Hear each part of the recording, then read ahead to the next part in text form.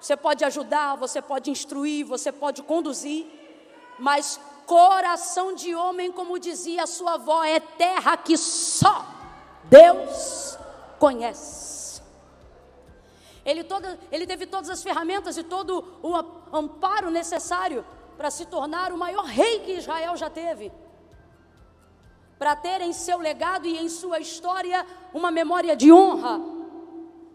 Mas subiu para a cabeça, a grosso modo, para a gente entender, subiu. E então Samuel o advertia, mas Saul, de vez tornar-se a solução, começou a ser um problema. Mas Samuel não deixou ele, porque nós não deixamos pessoas por causa dos seus problemas. Todavia, o capítulo 16 do livro de Samuel é uma das maiores comprovações do que eu vou dizer agora. Cuide de pessoas com problemas, mas não conviva com pessoas problemáticas.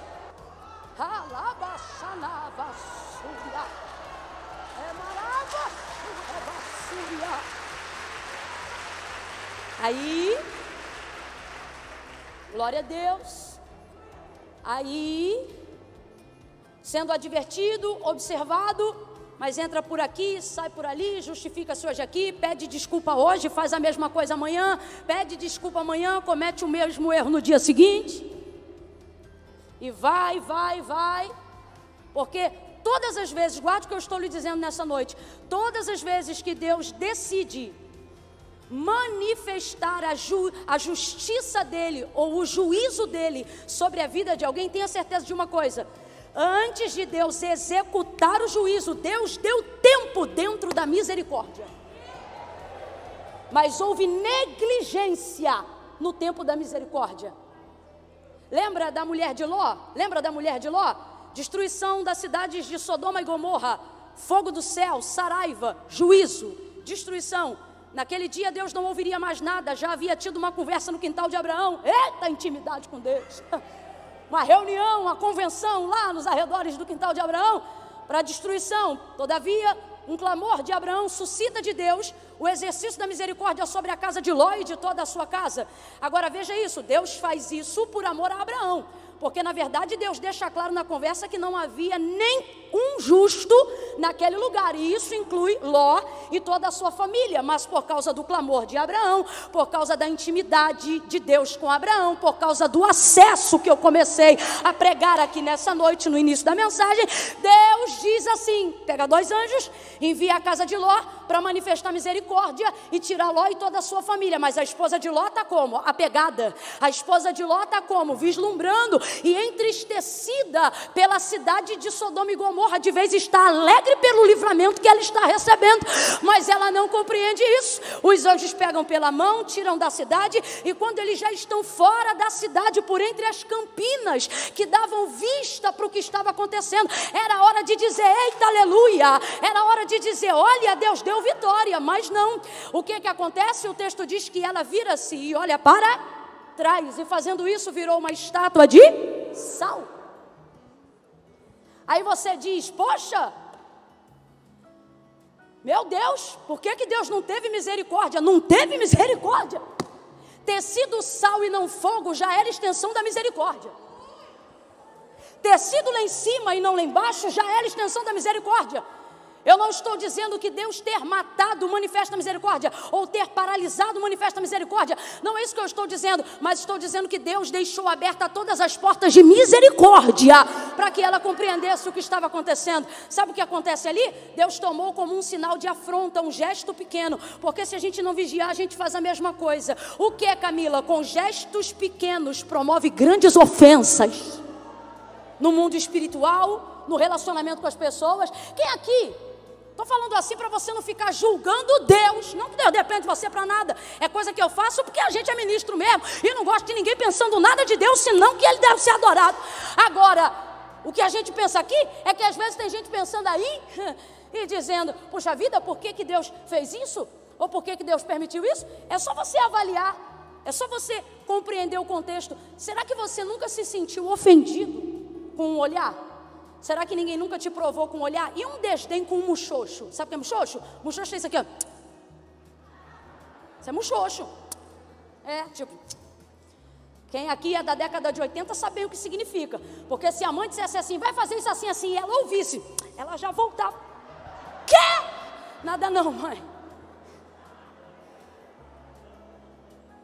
A Bíblia diz que os olhos de Deus provam os homens. Como quem fizesse assim, como quem fizesse assim. Os nossos olhos denunciam muito. Denunciam não é a palavra, expressam muito do que vai no coração. Então guarde isso. Gestos simples também expressam grandes significados. E assim como podem produzir uma coisa muito boa no coração de alguém, também podem produzir a dor de uma ofensa muito grande. Por que eu estou frisando isso aqui? Porque no dia que Deus determinou que Saul não ficaria mais debaixo da cobertura de Samuel, Deus não estava sendo severo, Deus estava estendendo sobre ele grandemente a sua misericórdia. Mas a Bíblia diz que Deus é tardio em irar-se, mas não diz que ele não se ira. Davi também disse que a sua ira dura só um momento, mas todas as vezes que eu falo sobre ira, amor, justiça e juízo, eu preciso dizer isso aqui. Não é porque a ira de Deus dura só um momento que nós devemos negligenciar a sua misericórdia e suscitar a sua ira. Ah, Camila, mas Davi disse que só dura um momento, mas pare para pensar o que é um momento na mão de um Deus irado. Dentro desse contexto, Saul pede vitória numa batalha. Deus usa Samuel e diz que vai dar a ele vitória nessa batalha. Estou parafraseando e contextualizando para a gente chegar no ponto final. A palavra é, olha, o Senhor vai dar vitória, mas Deus, Saul, só exige de você uma coisa: acerca de todos os despojos que restarem e que vierem como lucro dessa batalha, sejam bois ou seja homens, você dizima tudo. Não traz nada, nem mulheres, nem gado, nem escravo, não traga nada, você só vai voltar com a honra da vitória. Só que quando a honra de ter a bênção de Deus é pouca, a gente começa a querer tomar posse de coisas, de coisas que serão tendenciosas a que diminuamos a honra que Deus já deu em ter dado a vitória. E ele de vez se ficar feliz e entender que naquele dia, diante de tantas batalhas, de tantos despojos, de tanta terra, de tantas riquezas, que Deus já havia confiado durante tanto tempo, o que era um pouco de gado, o que era um pouco de ovelha? Gente que se perde de Deus, no final se perde por tão pouco. Aí, esse era o acordo, fechado, fechado, essa era a palavra de Deus. Deus cumpre a parte dele, porque, irmãos, guarde isso nessa noite, Deus sempre cumpre a parte dele. Sempre, sempre, sempre, sempre, sempre, sempre.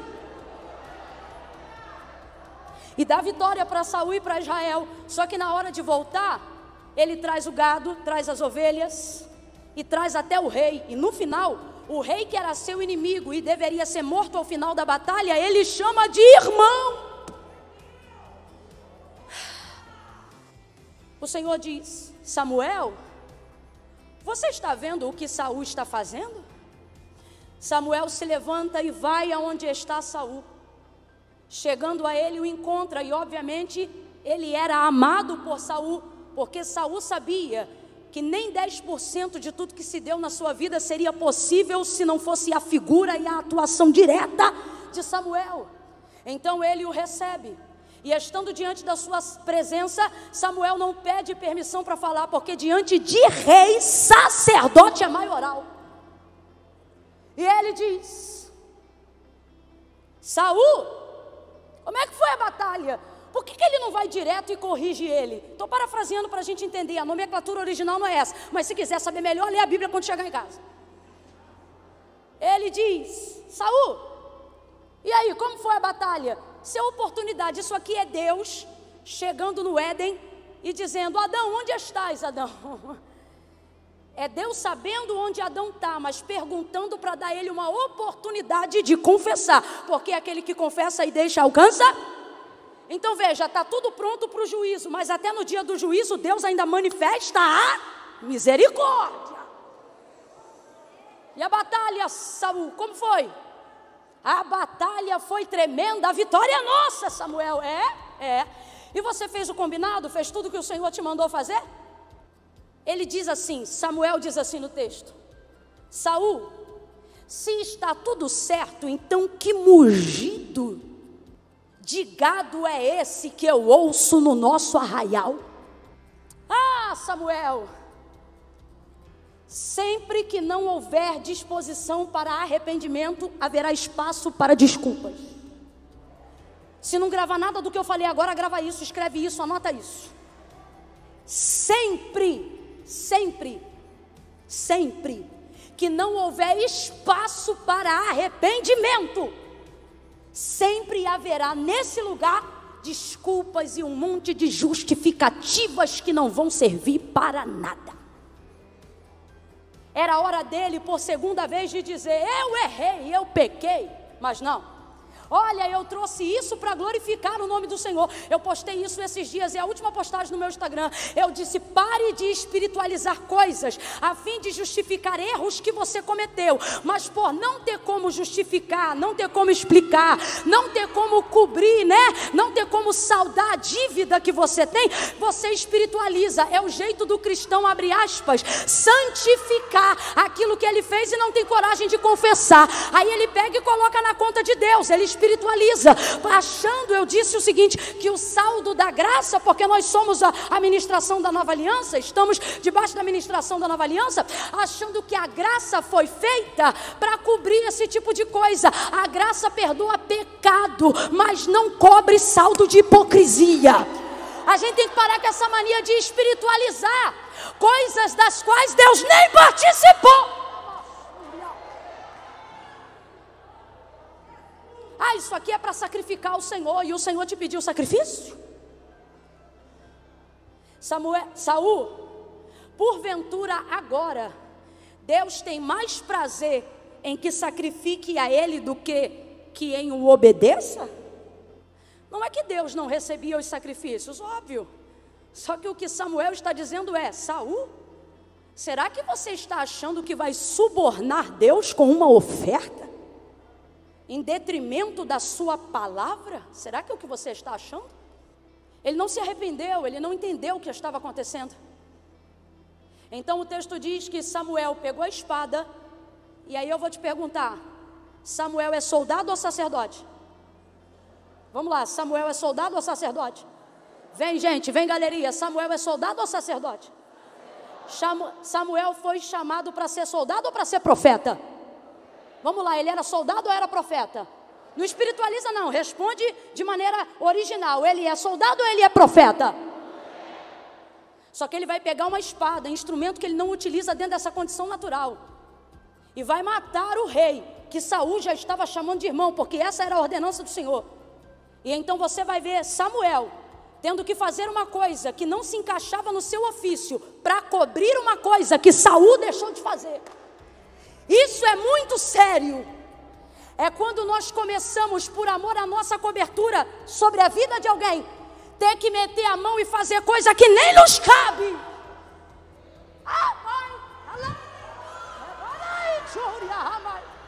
O sangue que Samuel deve ter nas mãos é sangue de cordeiro. O sangue que Samuel deve ter nas mãos é sangue de ovelha. O sangue que Samuel deve trazer nas mãos é sangue do sacrifício no altar. Oh, não era sangue de rei nenhum. Mas para poder consumar aquilo que Deus já havia determinado sobre Saul, para a palavra de Deus não ficar sem respaldo aqui, ele pega a espada que não lhe pertencia e mata o rei do qual Saul deveria ter eliminado. E não bastante a isso, ele se prepara para sair, porque Saul percebe o nível do juízo e Samuel também sabe do juízo. E quando ele vai saindo, desesperadamente Saul agarra-se à capa dele. E agarrando-se à capa dele, quando eu falo capa, não encara esse pedaço de tecido como qualquer toalha. Capa de profeta é capa de profeta, respeita a capa do profeta. Capa de profeta expressa identidade, expressa evidência. Quando Eliseu recebeu porção dobrada do Espírito que havia sobre o seu mentor, o profeta Elias, um dos sinais de que o pedido dele havia sido atendido foi a capa caindo e ficando. A mesma capa que abriu o Jordão parou na mão de Eliseu. Eliseu usou a mesma capa, mas dobrou de forma diferente e abriu o Jordão de novo no caminho de volta. ou seja, a evidência do seu ministério, através daquilo que Deus fez na vida de Elias. Deus estava dizendo: ei, você vai fazer, você vai estar debaixo da mesma virtude, mas vai fazer de maneira diferente, vai fazer de maneira dobrada. Dobrou a capa, tocou, voltou. A capa evidenciava. Aí eu te pergunto, a unção fica na capa? Não tenha medo não, gente, pelo amor de Deus, vai para doutrina, princípio teológico. A unção fica na capa? Não, isso aí, não tenha medo não. A unção não fica na capa. Mas por que ele guardou a capa, usou a capa, viveu com a capa? Porque a capa era algo físico, um tecido simbólico que demonstrava que aquela unção e aquela virtude estava sobre a vida dele. Tem coisa que a gente tem de Deus que aonde ela está é na gente, mas o que a gente usa passa a representar aquilo que Deus nos deu. Quem está entendendo, diga amém. Então tem coisa que não é que aquilo é a coisa mais importante do mundo, mas é digna do nosso respeito por causa daquilo que representa. Você quer ver? Vai para o céu quem tem uma Bíblia na mão ou quem tem a palavra no coração? Vamos lá. Deus quer que a gente só tenha isso aqui na mão, ou a maior importância é ter isso aqui, ó, no coração? Davi não disse: guardei minha Bíblia na biblioteca. Ele disse: escondi a tua palavra no meu. Agora, eu não consigo tratar isso aqui de qualquer maneira. Não consigo abrir em qualquer lugar, não consigo administrar de qualquer jeito. Como eu disse hoje aqui, inclusive em oração, é a palavra de Deus, e mesmo que esteja expressa na representatividade de um livro, para mim ela é sagrada.